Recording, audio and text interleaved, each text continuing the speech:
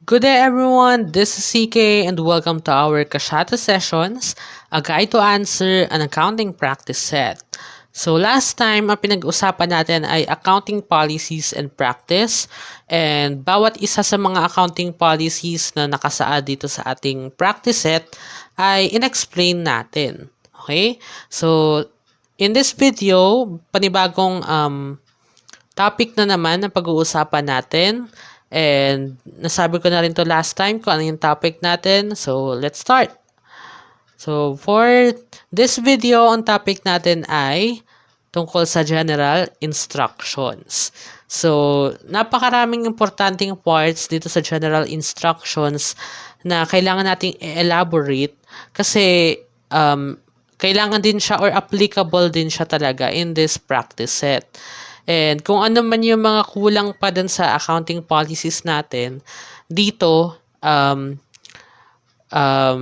pinunan yung mga gaps na yon o yung mga kulang pa na dapat nating pag-usapan. Okay? So, we have 16 then and iisa-isahin natin sila. So, let's start with number 1. So, scan the table of contents to get acquainted with the arrangements of the various documents and records used in this practice set. So you really have to scan the table of contents as well as the whole practice set itself para ma-familiarize muna kayo sa kung ano yung laman ng practice set natin. Yan. So unload the official receipt, sales invoice, checkbook, and voucher booklets from the small catalog envelope pasted on the inside back cover of this practice set. So, I think, kung nakatanggap ka man or bumili ka ng practice set, I am not doubting or I am very sure na meron dyang brown envelope na nakalagay. At dun sa brown envelope na yon, yun nga, meron tayong official receipt, sales invoice, checkbook, and voucher booklets na nandyan dun sa brown envelope ninyo. So, yung mga yan yung mga source documents na kailangan nating fill upon later on. Kasi yan ay kumbaga part ng trabaho ng mga key personnel ni Kashato na kailangan nating gampanan. Okay? In dealing with this practice set. So, next one, number 2, tear out the pages containing the sales journal, cash receipts journal, voucher register, check register, and the general journal. So, i-tear out daw yung mga pages na to. Pero, I have a tip for you para hindi nyo na siya guntingin or tanggalin dun sa mismong practice set nyo.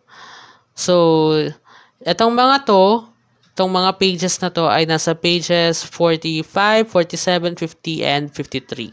Okay, for your reference. So, yung tip ko dito, use MS Excel to prevent unwanted entries and erasures or use scratch papers for drafting, computations, and initial entries.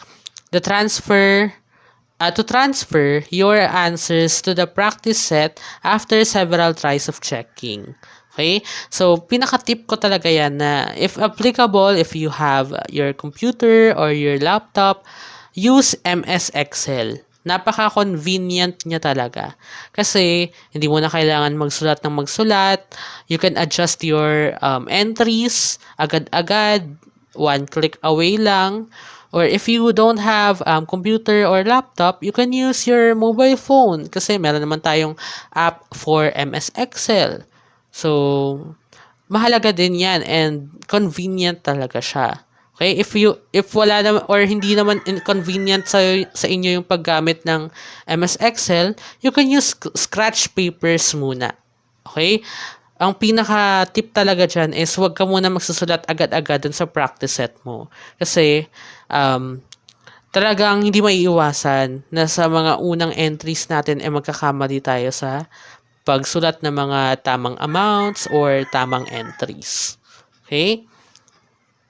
So, moving on. Number 3, Turn to the general ledger and observe that all the accounts with their corresponding titles and numbers were already prepared using the chart of accounts. So, sa chart of accounts kasi natin, nandun nakalista yung mga accounts na applicable in recording the transactions of Kashato. Okay? And dito sa general ledger natin, kapag tinignan nyo siya on page 59 to 69, makikita nyo doon na naka-arrange na yung mga accounts na yun based sa kung paano sila in-arrange sa chart of accounts. Okay? So, sabi pa dito, enter the balances at the start of the current month using the balances provided for by the post-closing trial balance of the previous month. So, bubuklatin din natin yan, yung post-closing trial balance natin, i-explain natin ng pahapyaw later on. So, yan naman ay nasa page 9. Okay, nasa page 9. Yung chart of accounts naman natin ay nasa page 8 ng ating practice set. Next, record the beginning cash balance of 271,571.20 in the account movement slip of the checkbook. So, kung titignan niyo yung post-closing trial balance ng previous month, which is the month of September, kasi October, by the way, yung i-deal natin na date dito ng mga transactions na kailangan nating i-record. So, yung previous month, which is the September, makikita nyo doon na ang cash balance sa post-closing ay ito rin, 271,571.20. Okay? So, it is very important to put this beginning cash balance dun sa balance brought forward ng unang page ng movement slip ng checkbook. Kasi doon ka syempre magbabase kung magkano na lang yung natirang pera sa sa bangko ni Kashato. Yan. So, importante din yan. So, pag sinabi nating movement slip pala, yung movement slip, yun yung first part nung checkbook. If you check the checkbook natin dun sa ating brown envelope, makikita nyo doon na meron dong table wherein kailangan nating i-record doon yung mga deposits and withdrawals ni Kashato doon sa bangko niya. Okay? And sa second half, o hindi naman second half, pero yung pangalawang part nung checkbook natin, doon na nakalagay yung bawat cheque na kailangan nating fill upan. Okay? So, checks, source document given for the disbursement of cash for payment. Yan. So, yan yung dalawang parts ng checkbook natin na makikita nyo dun sa brown envelope ninyo. Yan. Note down each deposit or withdrawal dun nga sa ating movement slip. Establish the balance after every movement to avoid issuing checks with insufficient funds. So, yung movement slip na part, para lang din siyang ledger ledger account kung saan bawat transaction nga is kailangan mong kunin din talaga yung balance na natitira. Okay? Kasi in practice, or kapag gumagamit na kayo ng cheque, talagang kailangan minomonitor mo kung magkano na lang yung natirang cash sa bangko mo, di ba? So, after depositing and withdrawing or issuing checks, so dapat alam mo kung ilan na lang yung, or magkano na lang yung natira, or supposedly na natira dun sa bangko or sa account mo. Okay, number 5, record the transactions, refer to the specific instructions incorporated in the chronology of transactions. So, ito yung pinaka-heart ng practice set kasi nandito nakalagay yung mga transactions. Then sa ating specific instructions sa chronology, yung doon sa ating chronology of transactions. Okay? So, yung tip ko doon kasi sa chronology of transactions, each transaction, meron siyang kaakibat na specific instructions. Ang daming instructions, di ba? Puro shon. So, yung specific instructions na nandoon is focusing more on how to record those transactions in source documents. Okay? So, ang tip ko doon, i-ignore nyo muna yung part ng specific instructions and focus on the transaction itself. Bakit? Kasi, para mas maging convenient sa inyo at saka para mas maintindihan nyo yung um, kung paano nire-record yung mga transactions. 'Di ba ang conventional way of recording transactions na ginagawa natin sa ating mga activities sa accounting, sa basic accounting, ganyan, is nire-record or gina-journalize natin muna lahat ng mga transactions. And hindi naman tayo nagde-deal sa mga source documents. So, it's a good thing na ma-experience nyo yung ganong pagkakataon. Okay? But for now, for you to be convenient of that, my tip is to ignore the specific instructions muna. Saka natin siya balikan kapag tapos na natin i-journalize yung ating mga transactions. Balik tayo doon sa mga specific instructions na yon. Tapos, saka natin i-fill out yung mga special journals natin. Then, later on, saka na yung mga source documents, yung nandun sa brown envelope natin. Assume that beginning balances for accounts receivable and accounts payable are the result of one sale per customer and one purchase per creditor, respectively. Okay? So, with this one naman,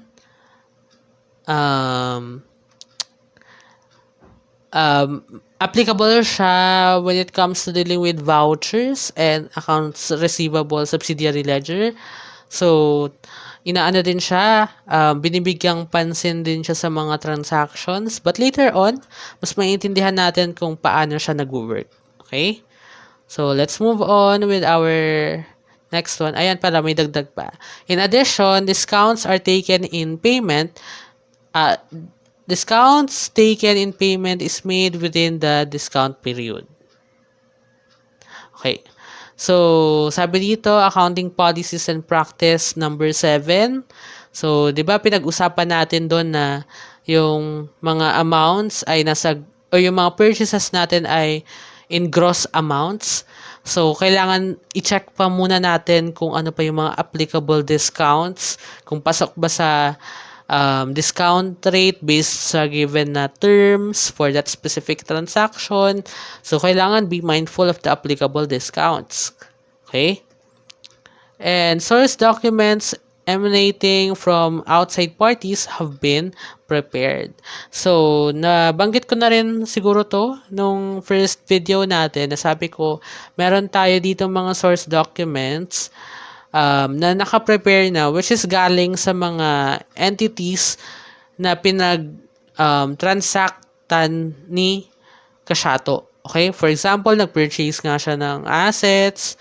So, of course, meron yan makukuha si Kashato na source document para patunayan na talagang nangyari yung transaction na yon. So, dun sa mga source documents na yun, we have to be aware kung meron bang mga terms na given doon.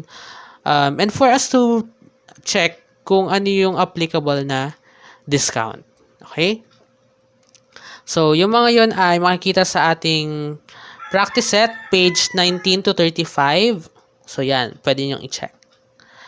The student for practice shall prepare documents generated within the entity except credit memo number 13.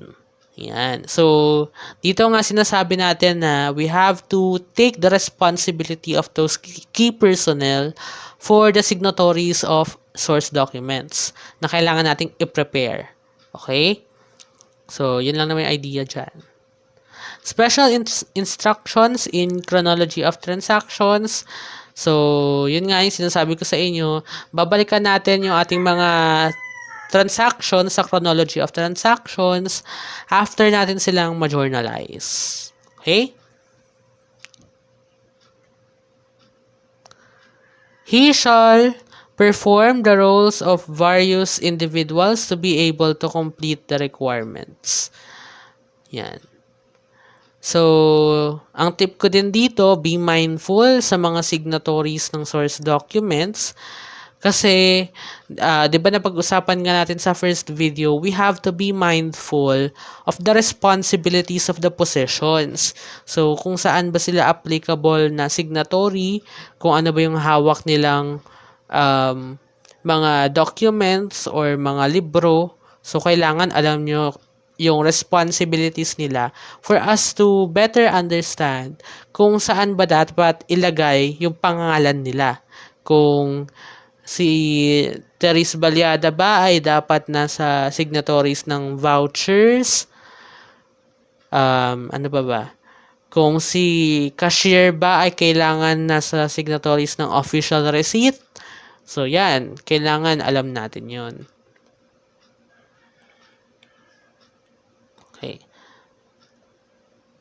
So, next one, maintain a paid voucher file and an unpaid voucher file using the small catalog envelope pasted on the inside back cover of this practice set. So, ang tinutukoy dito, di ba, meron tayong brown envelope na kasama dun sa practice set natin. So, yung brown envelope na yon, yun yung gagamitin natin para doon natin ilalagay yung mga vouchers na bayad na at yung mga vouchers na hindi pa bayad. Okay? And kailangan natin silang paghiwalayin. Ayan. Get a sheet of paper and make use of it as divider to separate the paid vouchers from unpaid vouchers. So, bakit kailangan paghiwalayin? Kasi para aware si Kashato na ano pa ba yung mga babayaran niyang vouchers or ano pa ba yung mga accounts payable niya na kailangan niyang bayaran. Okay? So, important to keep track of due dates of unpaid vouchers. Yan. So, vouchers in the paid voucher file are filed according to voucher number, while those in unpaid voucher file in the order of the required date of payment. So, pag paid na daw yung voucher, nilalagyan natin yan ng canceled na word. Ibig sabihin, bayad na. So, inaayos daw sila or ina-arrange sila according to the voucher number. Okay? While those unpaid voucher naman, naka-order sila through the date of payment. Kasi syempre, kung sino yung unang mag-due date na, yun yung dapat unahin natin na bayaran. Okay? So, be mindful then of the orders of the vouchers. So, take note of the due dates of the vouchers to take advantage of available discounts. Isa din yan sa dahilan kung bakit kailangan natin siyang i-order according to the date of payment or the due date of the payment.